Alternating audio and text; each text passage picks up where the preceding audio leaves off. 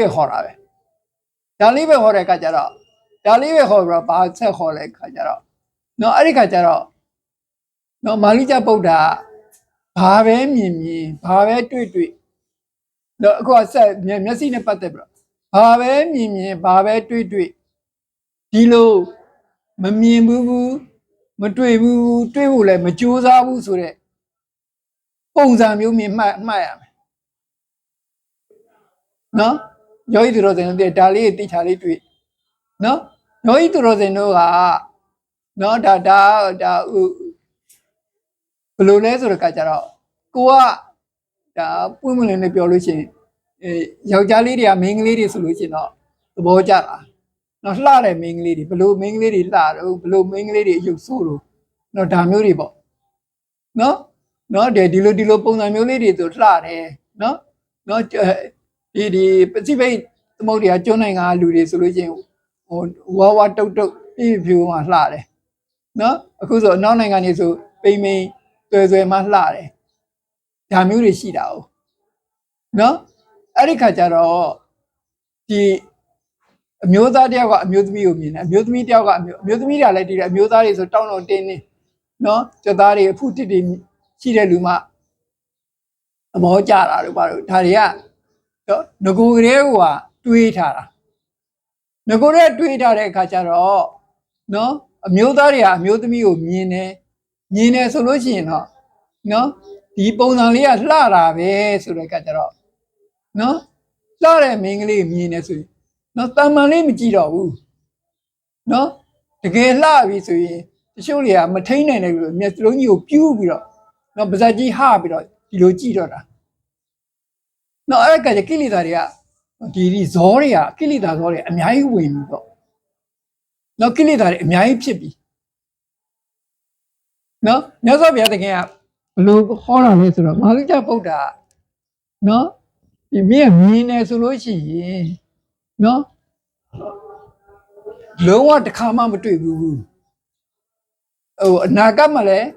တွေ့မယ်လို့မမျှော်လင့်ဘူးနော်ပြစ္ဆုတ်ပံမှာလည်းမတွေ့ဘူးဒီလိုအနေနဲ့မာလိကျဗုဒ္ဓနော်ဘာပဲတွေ့ဒါမျိုးပဲသဘောပေါက်အောင်သတိထားမယ်ပေါ့သတိထားမယ်မာလိကျဗုဒ္ဓဒီလိုသတိထားရဲဆိုလို့ရှိရင်ကိလေသာမဖြစ်ဘူးနော်ဒါပဲနော်သတိထားနော်မာလိကျဗုဒ္ဓလည်းဟုတ်ပါတယ်နော်သူကဆိုလို့ရှိရင်သတိမထားလို့ရှိရင်တော့နော်လှလိုက်လို့ဆိုရင်ပိုးတော့ကြည့်မိတယ်အမှန်ပြောမယ်ဆိုလို့ရှိရင်တော့နော်ဟိုလူတွေကလှတယ်လို့ဆိုရင်ပိုးပုတ်ကြည့်တာအမှတ်မထင်ကြည့်လို့ရှိရင်ကိလေသာဖြစ်เสียအကြောင်းမရှိဘူး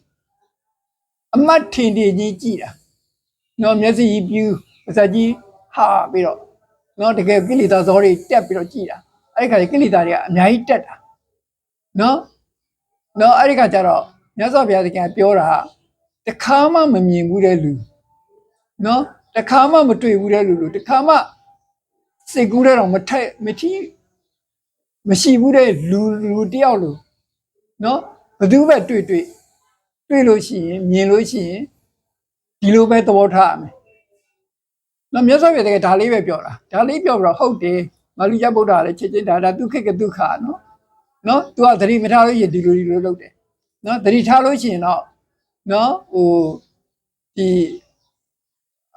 အာယုန်တွေကိုဒီထဲဝင်အမှတ်ထင်ပေါ့ဘယ်လိုပြောအမှတ်ထင်သွင်းနေဆိုလို့ရှိရင်တော့နော်ကိလေသာဇောတွေပိုးဝင်နေနော်ဒါဒီကဇောကုဏ္ဏစိတ်ခုနကတော့ပြောတာနဲ့ပတ်သက်ပြီးတော့ဒါလေးကိုပြောချင်တာပါနော်အဲ့ဒီခါကျတော့ဒါတွေကလည်းချက်ချင်းလုပ်လို့မရဘူးနော်ဒီတော့ဟိုဒါမျက်စိနဲ့အစင်းနဲ့ပတ်သက်ပြီးတော့ပြောနေတော့မျက်စိကအစင်းလာတော့ကြိုက်တယ်နော်ဒါတွေကိုတွေးနေမယ်ဆိုရင်ဒါတွေနဲ့တွေးလို့ရှိရင်လည်းကိလေသာပို့ဖြစ်တယ်နော်အဲ့ဒီကကြတော့နော်ဒါတွေကိုမတွေးဘူးနော်ဒီသတိလေးနဲ့အမြဲနေတယ်မတွေးဘူးဆိုလို့ရှိရင်နော်ဟိုဒါတွေးလိုက်တယ်ဆိုလို့ရှိရင်တော့ပရမ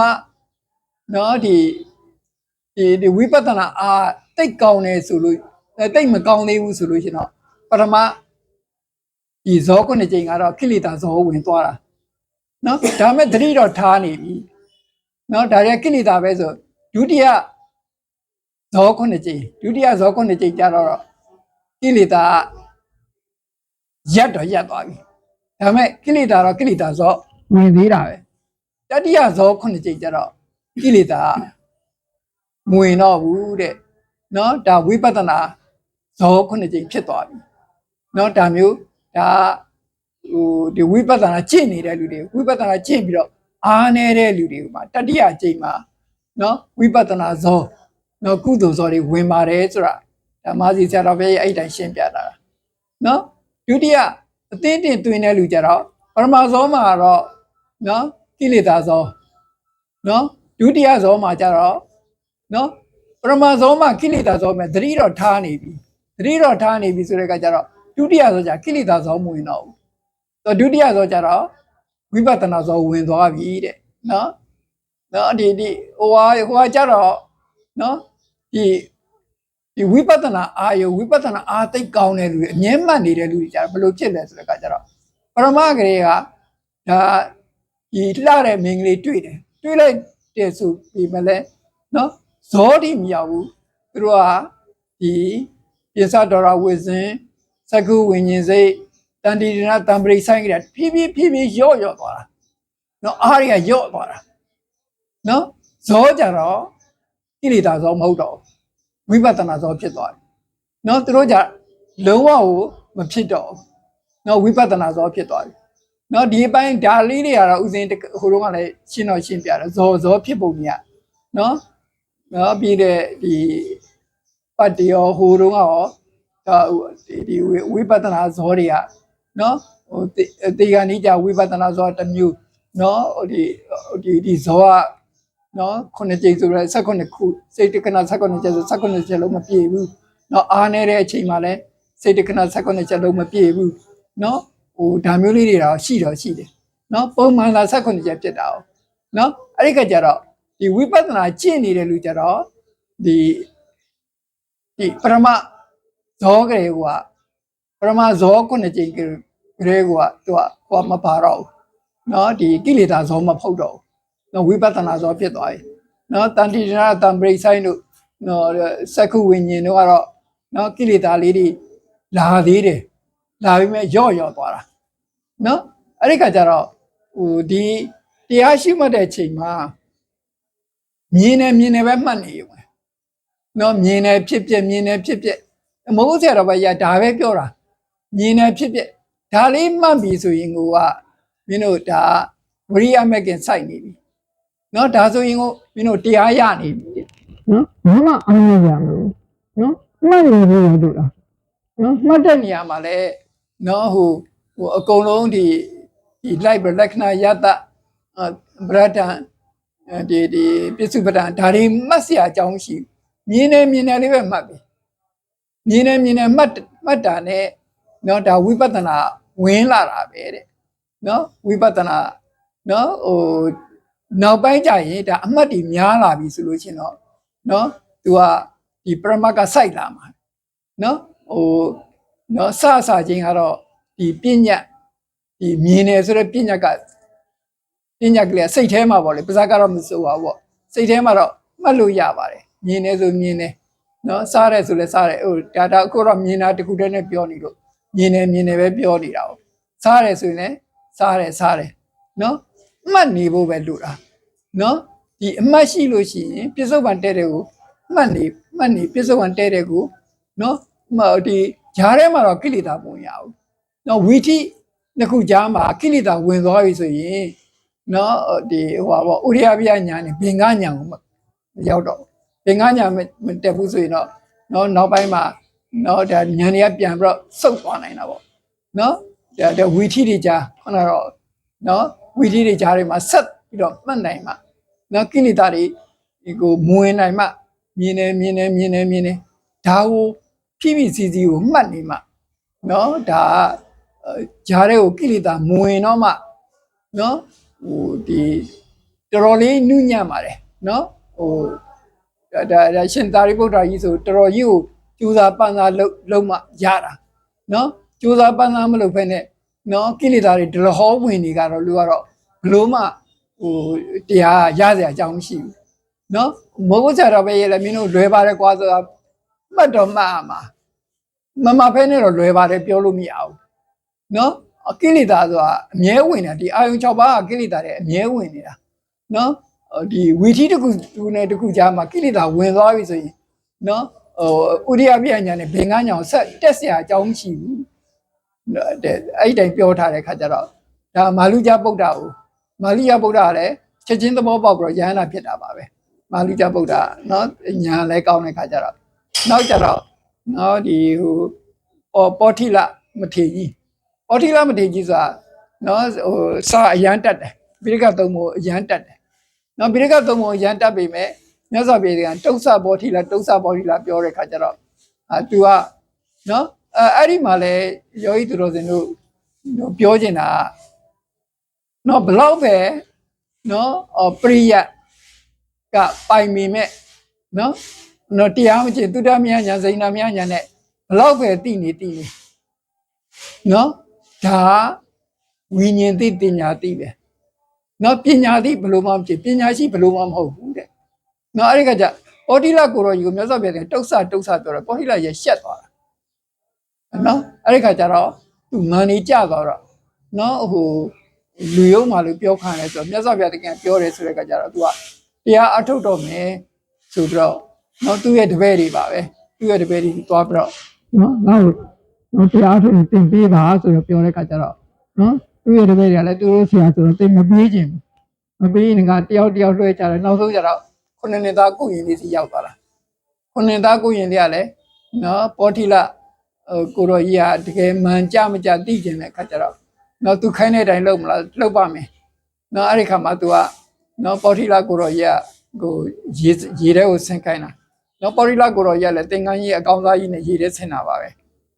တော့စားဆင်းတဲ့ခါကျမှရေထဲကိုတော်တော်လေးမြုပ်မှသင်္ကန်းကြီးရေဆိုမှကိုရင်လေးကတော့ယဟန္တာတော့ယဟန္တာပဲကိုရင်လေးကပြန်တက်ခိုင်းပြီးတော့နော်ဒီဟိုဟာလောက်တာပေါ့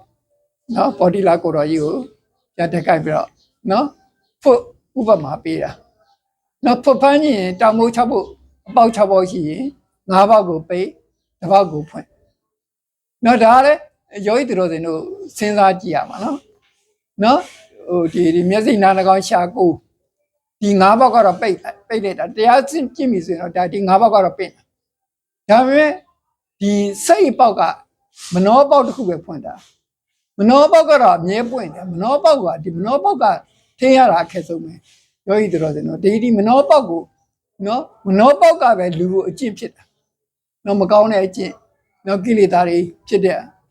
ဒီခါကျတော့ဒီမနောပေါက်ကိုအမြဲကျင့်နေဖို့အလိုလားဝိတက်တွေပေါ့နော်ဥစဉ်ဒါမှမဟုတ်ဟိုတွေပြောတဲ့နေရာမှာလည်းဒီဟိုဟာတစ္ဆာလေးပါပြောတော့ကလည်းဝိတက်ဝိသရနော်တက္ကပညာတုတ်ကလည်းဝိတက်ဝိသရဥစဉ်ဒီထိကိုပြောတယ်နော်ဝိတက်ဝိသရဒီကိလေသာတွေအခြေခံတွေကိုနော်ဒီအတွေးတွေကကိလေသာတွေဖြစ်တာနော်အတွေးတွေကကိလေသာဖြစ်တဲ့အခါကျတော့ဒီအတွေးတွေကိုပယ်ဖို့ရာအတွက်ကနော်ဒီတိုင်းနေလို့ဘလို့မှမဖြစ်ဘူးနော်ဟိုဒီတိုင်းဟိုတယောက်တည်းနေလို့ရှင်တော့နော်ပြောလဲဒီအတွေးတွေကစိုးမှုတာလောက်လဲဒီအတွေးတွေကစိုးမှုတာအဲ့ဒီခါကျဒီအတွေးတွေကိုထိမ့်ကုတ်ဖို့လိုတာနော်မနောအပေါက်တစ်ခုတည်းဖွင့်ဆိုတာနော်မနောပေါက်ကိုလည်းနော်ဟိုလွတ်ထားလို့မရဘူးနော်မနောပေါက်ကိုအမြဲထိထားဖို့လိုတယ်နော်ဟိုတခြားအပေါက်9ပေါက်ကတော့ဟိုဟာဖြစ်ပြီးနော်ပိတ်ထားတာဟုတ်ပြီဆိုပြီးဒီမနောပေါက်လေးဖွင့်တာမနောပေါက်ကြီးကတကယ်ဟိုမဟုတ်တူတွေးနေရင်တော့နော်ဟိုမျက်စိတွေဖွင့်နှာခေါင်းတွေဖွင့်အစားအသောက်တွေဖွင့်နေဆိုရင်ပြန်ပြီးတော့လာအောင်ပါပဲအဲ့ဒီကကြဒီမနောပေါက်ကိုကျင့်ဖို့ဟာတော်တော်လေးအရေးကြီးပါတယ်နော်ပောထိလကိုတော်ကြီးလဲပောထိလကိုတော်ကြီးကတော့ငကိုကကလေးကသူကဒီ